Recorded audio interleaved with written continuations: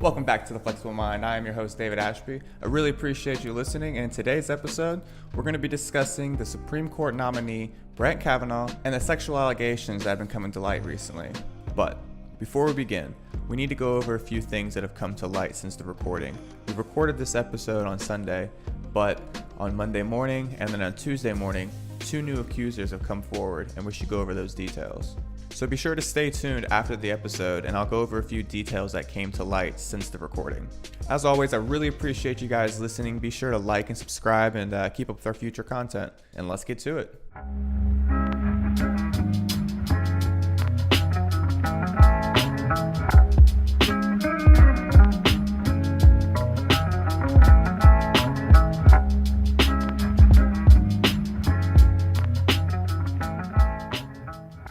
So, we're going to be discussing today Brett Kavanaugh and his nomination to the Supreme Court.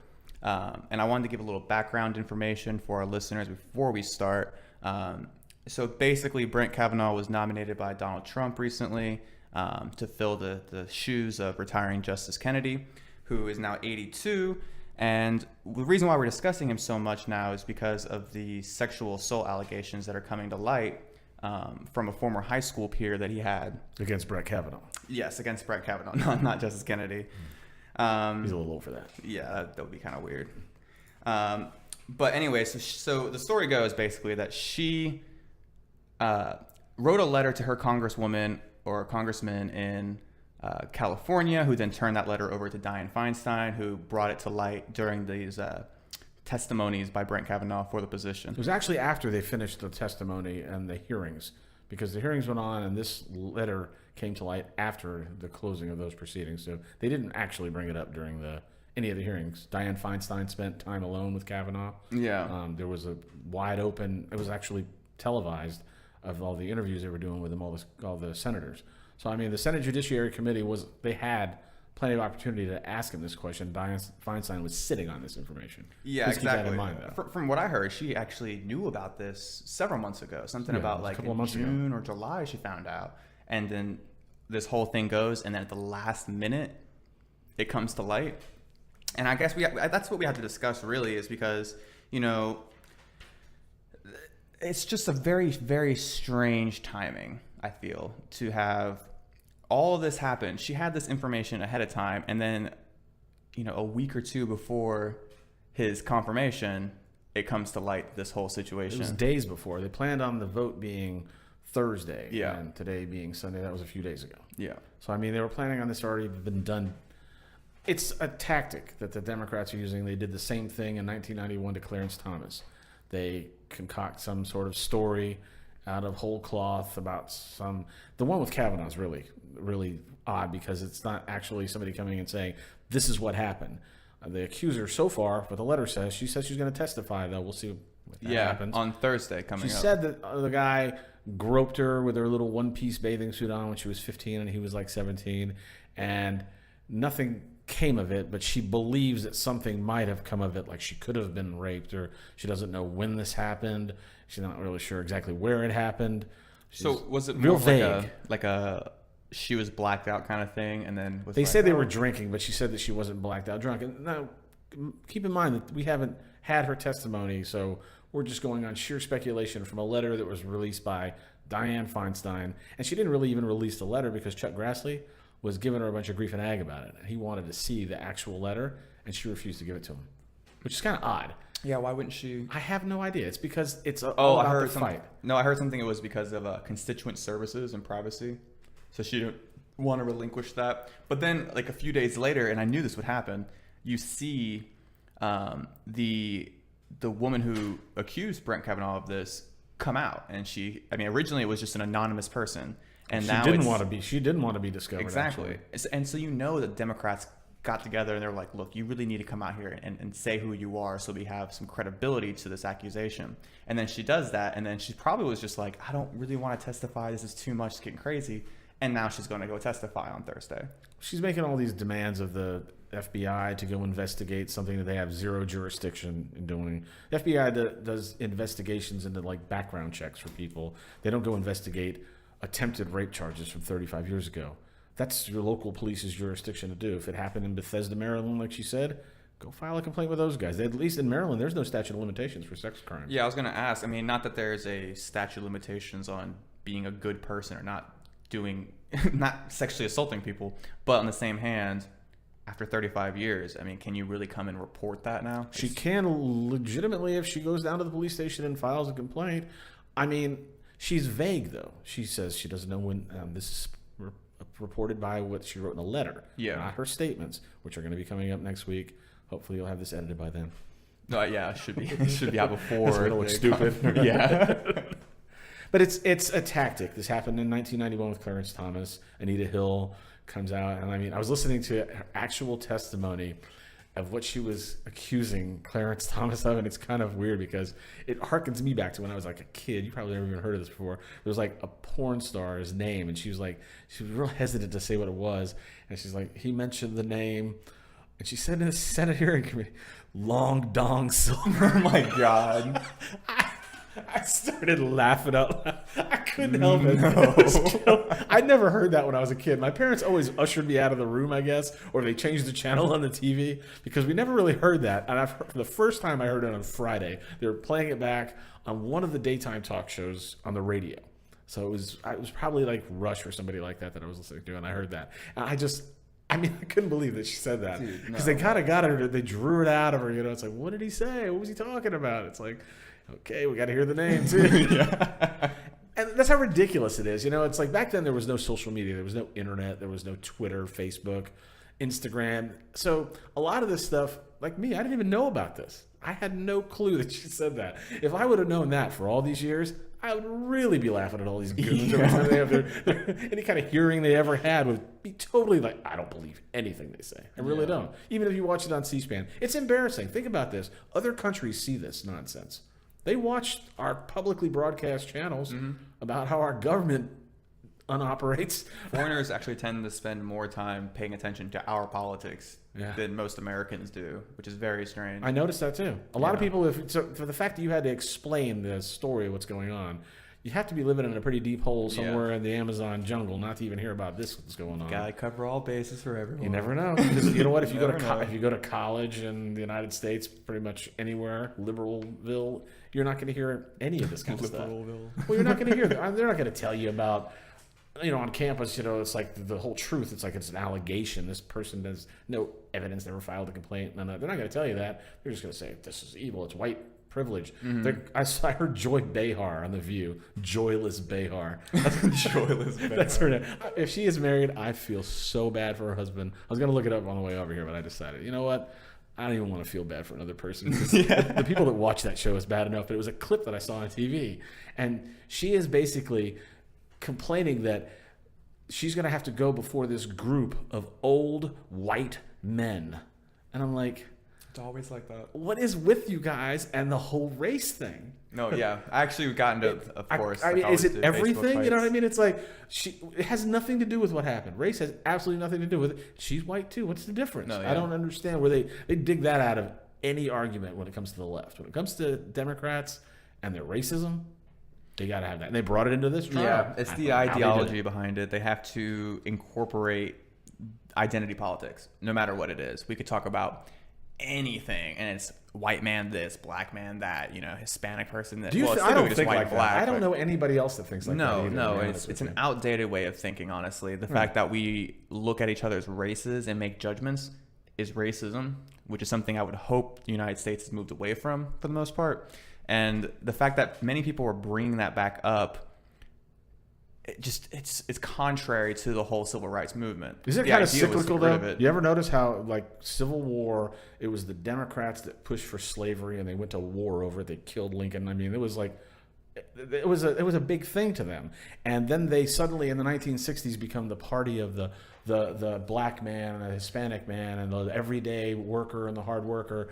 And now it seems like they've kind of given up on that with Obama basically saying, you know what, screw the middle class, screw the middle people. We're going to go after the fringes and the minorities, and we're going to appeal to their identity politics. That's what he did. Well, so it's like it's cycling back to, I hate to say it, but to the way we thought 150 years ago.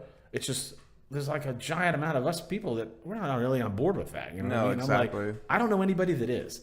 That's one thing that's really weird. It's like they have this loud voice on CNN and MSNBC, and you see some of these other things on TV. This loud voice about how Kavanaugh is this and Kavanaugh is that, and everybody's a racist.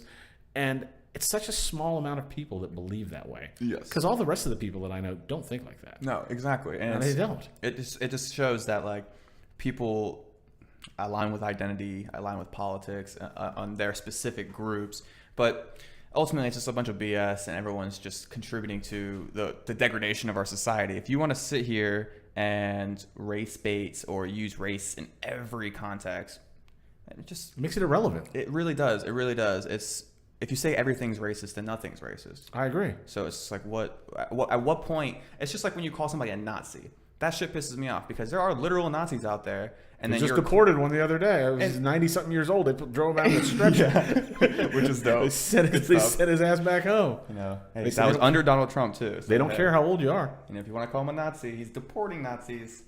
Just saying. You're not going to have anybody believe that because they didn't see that on CNN. No, I guess we'll have to link that in the description below. That would be a great one, actually. Yeah, you know what though? If you get back to Brett Kavanaugh, think about it like this: Clarence Thomas, he was appointed by the president, George H.W. Bush, and Republican, and he was confirmed, even with Anita Hill and her long dong silver comment.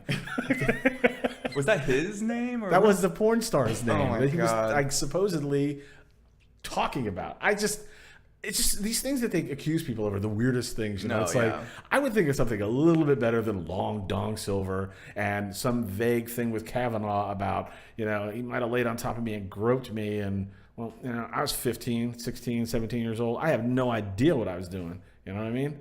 I don't know how somebody could possibly remember that long ago.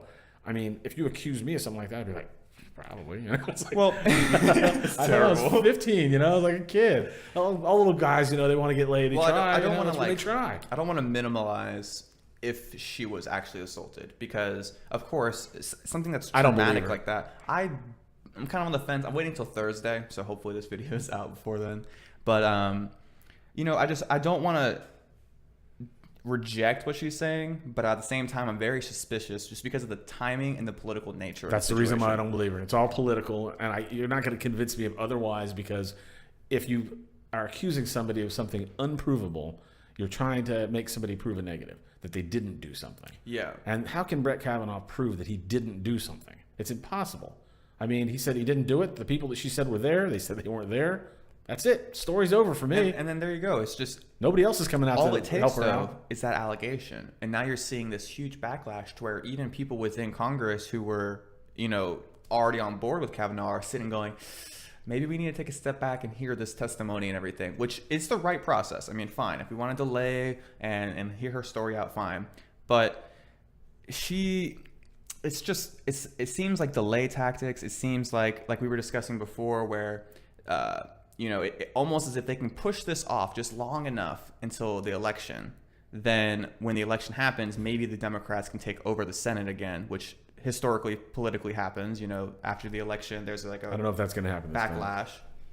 Maybe not. I don't know. This whole blue wave thing is a bunch of bullshit. I'm not buying it either. Yeah, they don't have a platform. So we hate. That's their platform. Yeah. They hate something about somebody somewhere along the line. You're doing something wrong, and if you're not on their side, we hate you too, and you're wrong and you're evil. That's their platform. That's the Democrat platform. Either you're on our team or you're evil, or the enemy. Yeah, which is a.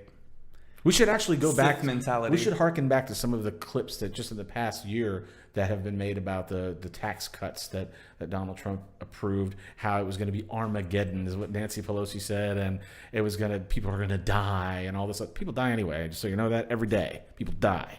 All the time. Yeah, but I think nobody's going to die because of the tax that kind of rhetoric is just you can just pass that on because you know it's what, just BS. You can make a whole clip video of a ton of them just showing exactly what the nonsense that these people espouse. And you realize that back in 1991, they were handing out this line of crap with Clarence Thomas. He got approved. They're trying it again with Kavanaugh. And I think if the Republicans have any chance of winning the midterm election in 2018, they need to have a little backbone, grow some balls, and say, you know what, you're not pulling this crap on us again. Because if they pick somebody else, if Trump picks somebody else, they're going to be two something. Yeah. No matter what they are. It's always going to be. No matter how middle of the road they are, they're going to be two something. And that the left does not want a regular judge that's going to follow what the Constitution says. They want activists that are going to change the laws. These people aren't elected. Keep this in mind, everyone. These people don't get voted in.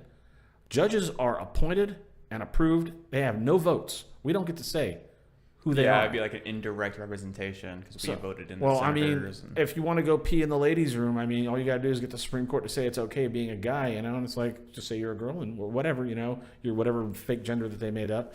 And you have now people changing laws that are unelected. So that's where the problem actually comes in for me. That's where I have to draw the line and say, nope, I want the Supreme Court to have people in it that are actually going to follow the Constitution, not some wacky leftist communist mantra from the 1800s. I think it's a bad idea. They need to be looking at laws and basing it off of what's constitutionally written and then see if it's compatible. Activists. That's the whole point of judicial review. So to a certain degree, they need that power to be able to look at laws and be like, nope, that doesn't really go with the Constitution.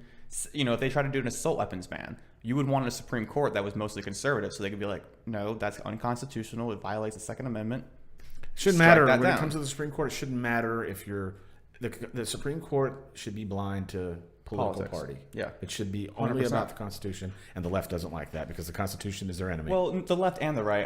It's a game on both ends, and the problem is with this specific position is going back to Justice Kennedy was that he was a swing vote. He was liberal on some things and he was conservative on others. He voted for Citizens United, which opened up the floodgates of campaign funding by corporations. But in the same hand, he also voted to allow abortions and gay marriage and those kinds of things. Right. Not abortion, sorry, that'd be Roe v. Wade. But it was the gay marriage one I read. And he was conservative on some things and liberal on others, which is what they should be. That's a good justice. But because he's retiring, both sides of the political spectrum who have 4 on each side are like, we need to get one more guy on our team and we can make the Supreme Court conservative or liberal. And that's why a lot of liberals are getting scared, is because if they can delay it for another 2 months and the election comes through, then when they take over the Supreme Court, if they take over the Supreme Court, then they could confirm somebody who would be more left-leaning, which would change the whole Supreme Court. But they knew this would happen at the election. Everyone was talking about the next president, no matter who it is going to have to appoint 1 to potentially 4 justices. So Ruth Buzzy Ginsburg's getting older too, man. Yeah. She's a fossil already sitting in that chair. And didn't they do this delay tactic with Neil Gorsuch? They tried. They cut the last guy before him. They're like, no, not that dude. And it was hard to impugn him though, because everybody kind of agreed on him in the beginning. But it was 400 plus days of no 9th justice after Scalia died. Well, you know what though? We're going to find out after this woman comes in and testifies on Thursday.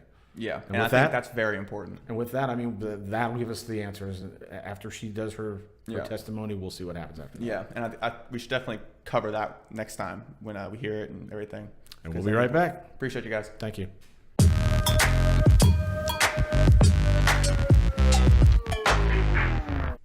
So here's the deal. When we recorded this episode on Sunday, we were discussing the one allegation that had come forward at this point. But on Monday morning and then on Tuesday morning, 2 new accusers have come forward and have said that Brett Kavanaugh has also sexually assaulted them. However, like we said in this episode, the first accuser is set to testify tomorrow, Thursday, the 27th of September, before the Senate about these allegations and to give her testimony. We're not exactly sure if she will. We're going to see how that plays out tomorrow, but you can guarantee we're going to be paying a very close attention to what's going on and what she says and how she frames her position, because these are very, very serious accusations and they do need to be investigated. However, I am a little concerned about the political timing of everything and the fact that as these allegations have come forward, Democrats have been really pushing to not only investigate these claims, but also to stop or even revoke the nomination of Brett Kavanaugh. And that's a very serious thing because, as we spoke in this episode, there could be a political motive behind all this to essentially stall the nomination until after the election. And once the election happens, potentially the Democrats might be able to take over a significant portion of the Senate, at least enough to stop or potentially confirm someone who would be more left-leaning for the courts. And as we discussed, of course, with Justice Kennedy having left and him being a key swing vote in the court, it's a very important position to fill. So here's my question for you. After watching this episode and hearing kind of our perspective on the whole situation and seeing not only that one sexual accusation come up, but to then also see the follow-ups, the second and then the third accusation come forward, what do you guys think? Do you think he did it? Do you think it's obviously important, but do you think it's important enough to stop the nomination process altogether, the confirmation process, and maybe not confirm a justice at this point in time? Maybe wait until later? What do you guys think? I'd really like to hear what you think in the comments down below.